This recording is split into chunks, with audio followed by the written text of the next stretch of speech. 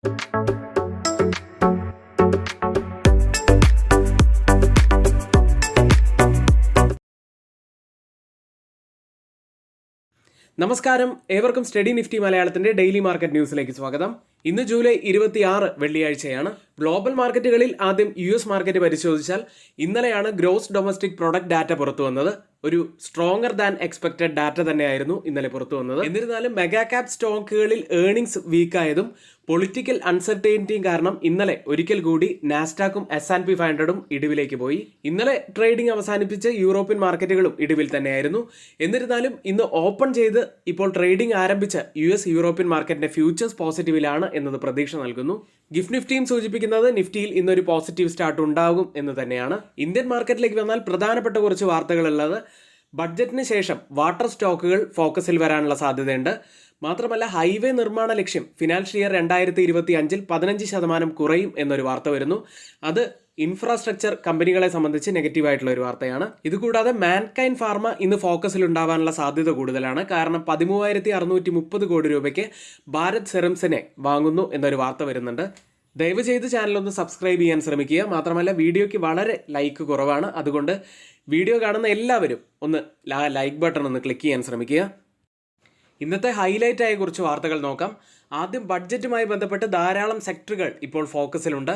അത്തരം ഒരു വാർത്തയിലേക്കാണ്. കേന്ദ്ര ബഡ്ജറ്റ് പ്രഖ്യാപനങ്ങൾ കാരണം ജലശുദ്ധീകരണവും വിതരണവും ഇൻഫ്രാസ്ട്രക്ചറിലെ ഒരു ജനപ്രിയ വിഭാഗമായി ഉയർന്നു വരുന്നു. ഇനി ഈ സെഗ്മെന്റുമായി ബന്ധപ്പെട്ട ബജറ്റ് പ്രഖ്യാപനങ്ങൾ ഒന്ന് നോക്കാം. 100 വൻ നഗരങ്ങളിലെ ജലവിതരണം, മലിനജല സംസ്കരണം, ഖരമാലിന്യ സംസ്കരണം എന്നിവയ്ക്കായി സംസ്ഥാന സർക്കാരുകളുടെയും ബഹുമുഖ വികസന ബാങ്കുകളുടെയും പങ്കാളിത്തം. ഇതുകൂടാതെ ജൽജീവൻ മിഷനായി ബഡ്ജറ്റിൽ വിഹിതം മാറ്റിവെച്ചിരിക്കുന്നത് 69,926.65 കോടി രൂപയാണ്. Department of sanitation and water treatment allocate ചെയ്തിരിക്കുന്നത് 77,390 കോടി രൂപയുമാണ്.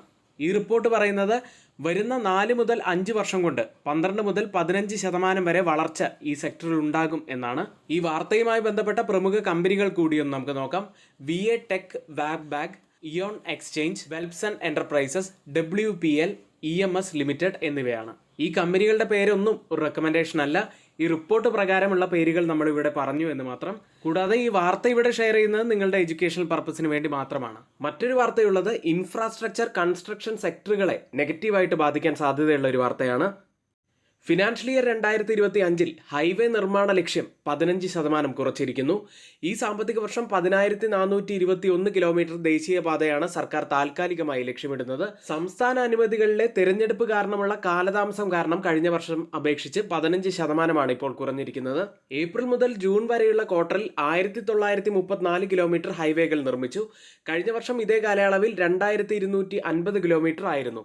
അതായത് ഏപ്രിൽ മുതൽ ജൂൺ വരെയുള്ള കാലയളവിൽ കൺസ്ട്രക്ഷനിൽ ഒരു കുറവ് വന്നതായി കാണാം. ഇപ്പോൾ നടന്ന ലോക്സഭാ ജനറൽ ഇലക്ഷൻ തന്നെയാണ് ഹൈവേ നിർമ്മാണത്തിന്റെ വേഗത കുറച്ചിരിക്കുന്നത്.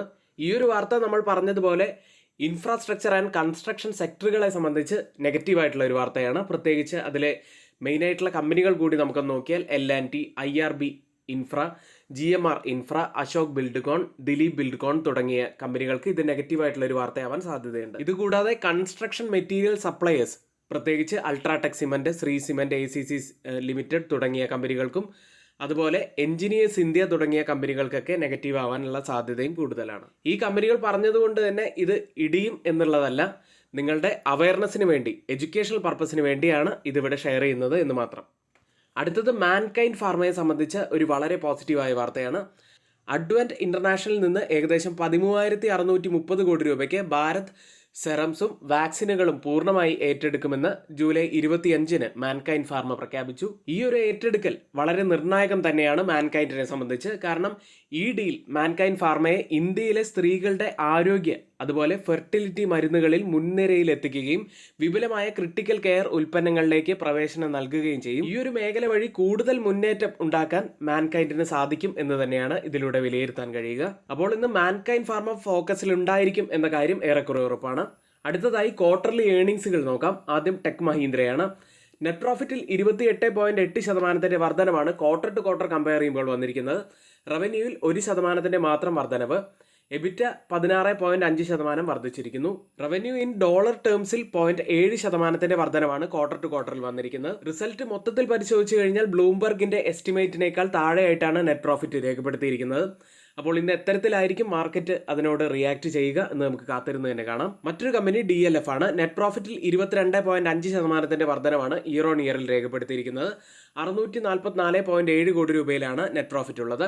റവന്യൂവിൽ 4.3% ഇടിവാണ് വന്നിരിക്കുന്നത്. മറ്റുള്ള വരുമാനങ്ങളുള്ളത് 367.5 കോടി രൂപയിലാണ്.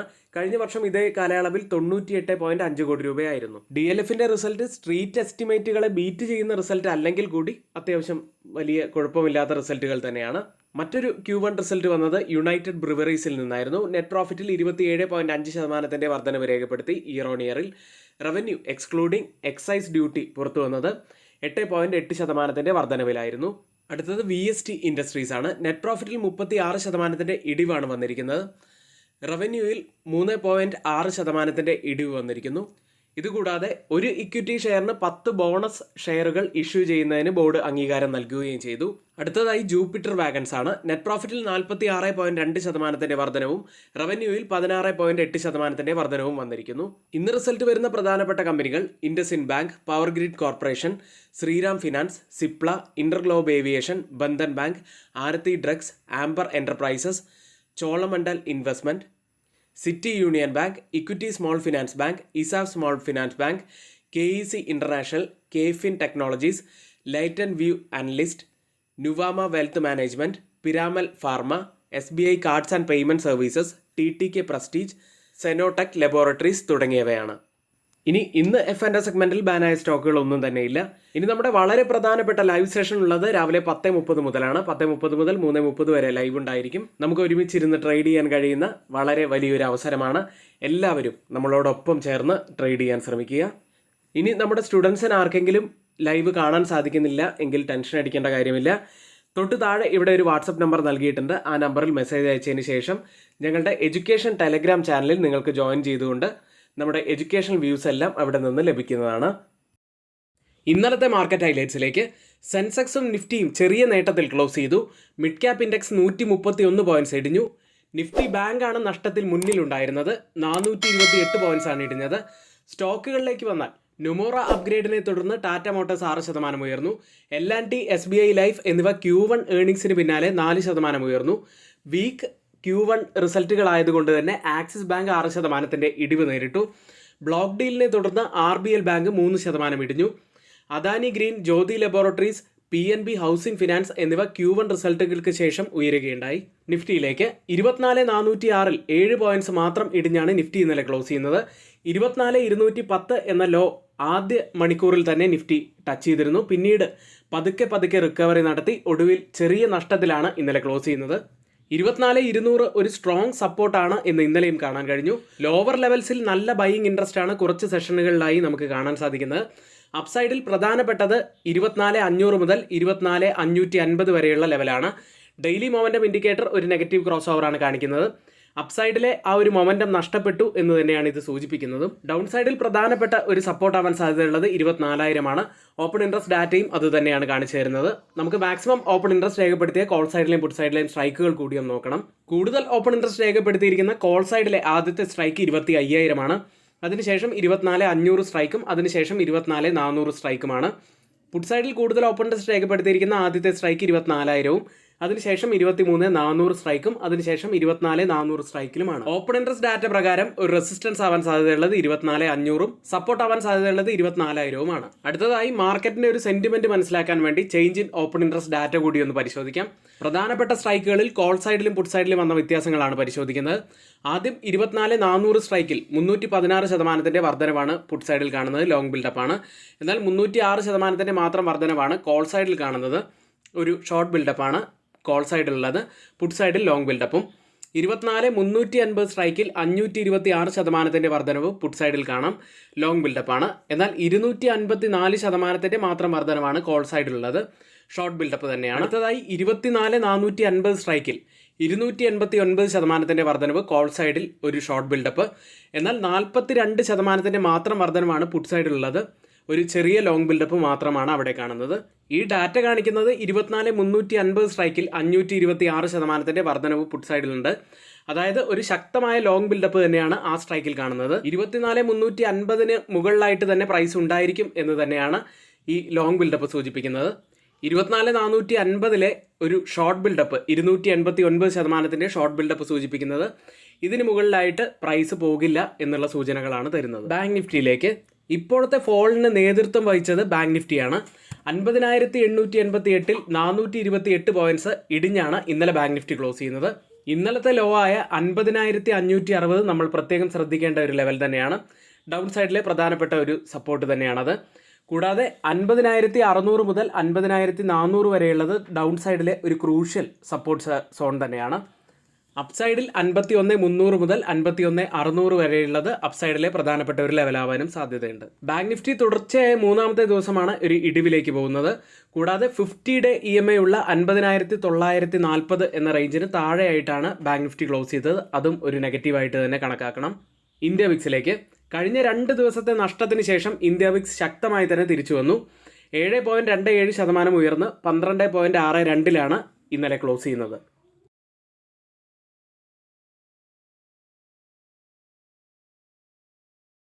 ഗ്ലോബൽ മാർക്കറ്റ് സെഗ്മെന്റിൽ ആദ്യം FIDA ആക്ടിവിറ്റിയാണ്. FIS ഇന്നലെയും സെല്ലിംഗ് മോഡിൽ തന്നെയായിരുന്നു. 2,605 കോടി രൂപയ്ക്കാണ് ഇന്നലെ സെല്ല് ചെയ്ത്. DIs ആവട്ടെ 2,431 കോടി രൂപയ്ക്ക് ബൈ ചെയ്തു. ജൂലൈ മാസത്തിൽ ക്യാഷ് മാർക്കറ്റിൽ FIS നെറ്റ് ബയ്യേഴ്സ് ആണെങ്കിലും കഴിഞ്ഞ 3 ദിവസം കൊണ്ട് അവർ സെല്ല് ചെയ്തത് 10,710 കോടി രൂപയ്ക്കായിരുന്നു.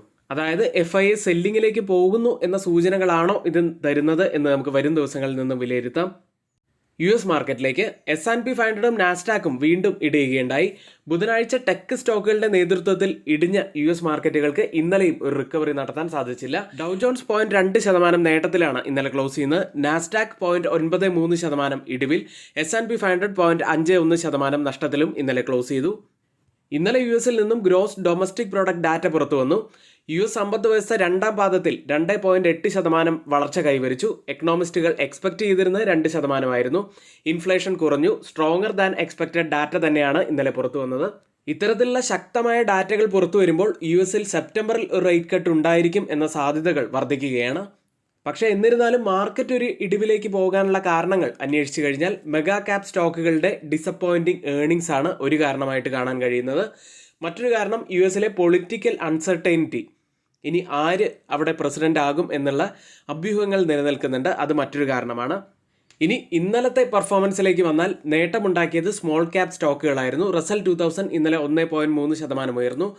മെഗാ ക്യാപ് സ്റ്റോക്കുകളിൽ നിന്നും സ്മോൾ ക്യാപ് സ്റ്റോക്കുകളിലേക്ക് ഇൻവെസ്റ്റേഴ്സ് ശ്രദ്ധ തിരിക്കുന്നു എന്ന് തന്നെയാണ് ഇത് സൂചിപ്പിക്കുന്നത്. സ്റ്റോക്കുകളിൽ മെറ്റ പ്ലാറ്റ്ഫോം, മൈക്രോസോഫ്റ്റ്, എൻവിദിയ, ആൽഫബറ്റ് എന്നിവ ഇന്നലെ ഇടിയുകയുണ്ടായി. ബുധനാഴ്ചത്തെ വലിയ ഇടിവിന് ശേഷം ടെസ്ല ഇന്നലെ ഉയർന്നു. ഇനി എല്ലാവരും ഉറ്റുനോക്കുന്നത് വെള്ളിയാഴ്ച പുറത്തു വരാനിരിക്കുന്ന personal consumption expenditure price data തന്നെയാണ്. US ലിസ്റ്റ് ചെയ്ത ഇന്ത്യൻ കമ്പനികളുടെ പ്രകടനത്തിലേക്കാണ്. ആദ്യം ടെക് സൈഡിൽ ഇൻഫോസിസ് 0.69% നേട്ടത്തിൽ, വിപ്രോ 2.58% നേട്ടത്തിലും ഇന്നലെ ക്ലോസ് ചെയ്തു. ബാങ്കിംഗ് സൈഡിൽ ICICI ബാങ്ക് 1% മുകളിൽ നഷ്ടം രേഖപ്പെടുത്തിയപ്പോൾ HDFC ബാങ്ക് 0.85% നേട്ടത്തിലാണ് ഇന്നലെ ക്ലോസ് ചെയ്യുന്നത്. റിലയൻസ് ഇൻഡസ്ട്രീസ് 0.61% ഇടിഞ്ഞു. ഇപ്പോൾ ട്രേഡിംഗ് നടക്കുന്ന US മാർക്കറ്റിന്റെ ഫ്യൂച്ചേഴ്സ് ഇന്നലത്തെ നഷ്ടത്തിന് ശേഷം ഇന്ന് നല്ല പോസിറ്റിവിറ്റിയോടുകൂടിയാണ് ട്രേഡ് ചെയ്യുന്നത്. ഡൗ ജോൺസ് 0.31% നേട്ടത്തിൽ, S&P 500 0.32% നേട്ടത്തിലും ഇപ്പോൾ ട്രേഡ് ചെയ്യുന്നു. ഇന്നലത്തെ വാൾ സ്ട്രീറ്റിലെ ഇടിവിന് ശേഷം യൂറോപ്യൻ മാർക്കറ്റുകളും ഇടിവിൽ തന്നെയാണ് ക്ലോസ് ചെയ്തത്. സ്റ്റോക്ക് 600 0.72% ഇടിഞ്ഞു. ജർമ്മൻ മാർക്കറ്റ് ഡാക്സ് 0.48% ഇടിഞ്ഞത്. ഫ്രാൻസ് മാർക്കറ്റ് CAC 1.15% ഇടിഞ്ഞു. അവിടെ പോസിറ്റീവിൽ ക്ലോസ് ചെയ്ത് UK മാർക്കറ്റ് FTSE ആയിരുന്നു. 0.40% നേട്ടത്തിലാണ് ക്ലോസ് ചെയ്യുന്നത്. ടെക് സ്റ്റോക്കുകൾ വീണ്ടും ഇടിഞ്ഞു. 2.75% ഇന്നലെ ഇടിഞ്ഞത്. റിസൾട്ടുകൾക്ക് ശേഷം യൂണിലിവർ 6% അവിടെ ഉയരുകയുണ്ടായി. ഇപ്പോൾ ട്രേഡിംഗ് നടക്കുന്ന യൂറോപ്യൻ മാർക്കറ്റിന്റെ ഫ്യൂച്ചേഴ്സ് പോസിറ്റീവിലാണ്. 0.07% നേട്ടത്തിലാണ് ഡാക്സ് ഉള്ളത്. CAC 0.17%, FTSE 0.25% നേട്ടത്തിൽ ട്രേഡ് ചെയ്യുന്നു. ഏഷ്യൻ മാർക്കറ്റുകൾ, ഏഷ്യ പസഫിക് വിപണികൾ വെള്ളിയാഴ്ച ഒരു നേട്ടത്തിലാണ് ട്രേഡ് ചെയ്യുന്നത്. 2 ദിവസത്തെ കനത്ത സെല്ലിങ്ങിൽ പല ഇൻഡെക്സുകളും ഒരു മാസത്തെ ഏറ്റവും താഴ്ന്ന നിലയിലേക്ക് എത്തിയിരുന്നു. കൂടാതെ ടോക്കിയോയിൽ നിന്നും ഇൻഫ്ലേഷൻ ഡാറ്റ പുറത്തു വന്നു. ജൂലൈ മാസത്തിൽ ചെറിയ ഒരു ഇടിവ് ഇൻഫ്ലേഷനിൽ നമുക്ക് കാണാം. ഇപ്പോൾ ട്രേഡിംഗ് ആരംഭിച്ച ഏഷ്യൻ മാർക്കറ്റുകളിൽ ജപ്പാൻ മാർക്കറ്റ് ഒരു മ്യൂട്ടഡ് അവസ്ഥയിലാണ് ട്രേഡ് ചെയ്യുന്നത്.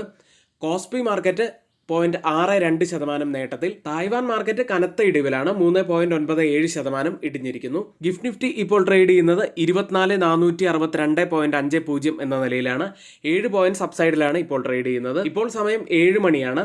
ഇപ്പോഴത്തെ ഈ ഒരു നില വെച്ച് നിഫ്റ്റിയിൽ നമുക്ക് ഒരു 30 മുതൽ 35 പോയിന്റ്സിന്റെ ഒരു ഗ്യാപ്പ് ഓപ്പണിങ്ങിനാണ് സാധ്യതയുള്ളത്. ഓയിൽ പ്രൈസുകൾ.